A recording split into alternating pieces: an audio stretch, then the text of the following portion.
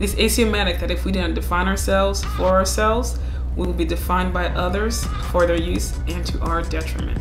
Audre Lorde.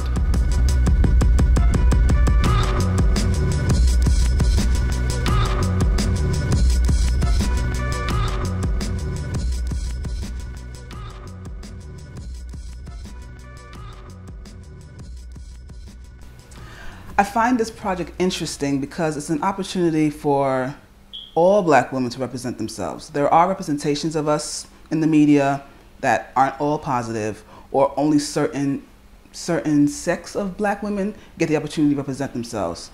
So this is an opportunity for all Black women to represent themselves. Stereotypes placed upon me. First and foremost is I am sex 24/7.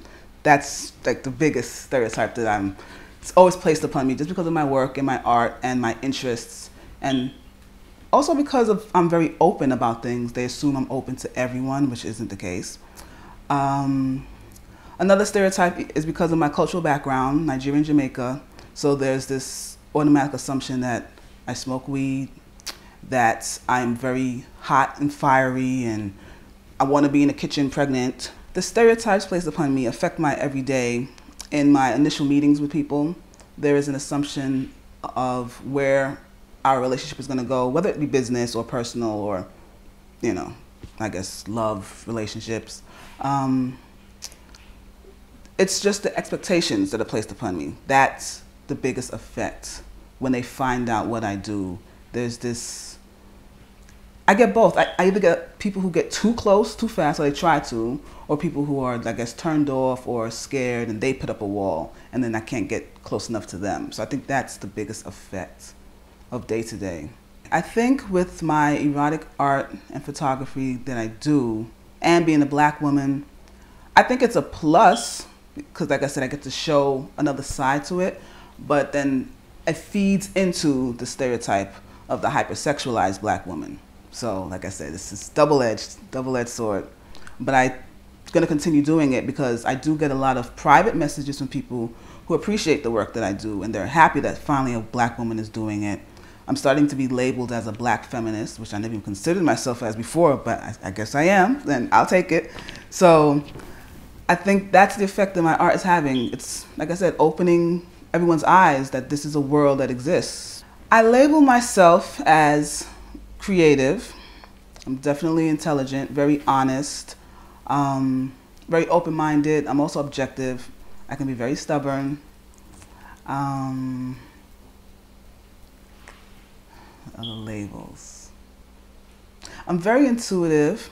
I'm also very inquisitive. Those are my labels. I want the world to see me as a very creative, forthright Black woman who was not afraid to tackle, you know, tough subjects or things that made people uncomfortable. And because of that, I made people comfortable and I taught people things. That's how I'd like the world to see me. Well, since I've been labeled as a feminist, I haven't changed my work to fit the label. No, I haven't done that. I just think people are just seeing it now. I think that's what it is. Because I've never been conscious that, okay, I'm doing feminist work or I'm doing feminist art. I've never considered it. I think what brought me there, the quickest memory and the quickest road would be, I was writing a novel. There was a sex scene in it. The sex scene, people liked the sex scene. It was like, you know, very, I guess, realistic. And then I decided to try to write a standalone erotic short story. And then that snowballed into sharing and snowballed into the book. Oh, okay, so my short story snowballed into my erotic short story collection, The Darker Side of Lust. And then on the other end, I was also doing nude modeling. It wasn't erotic modeling, but it's nude modeling, just to portray positive body image. You know, I'm not 5'11", I'm not 120 pounds, but I was getting gigs. People were booking me because of how I looked. You know, they weren't, not a lot of Photoshop, which I liked, a lot of the photographers I worked with, so stretch marks and all. So I had both sides kind of going at the same time.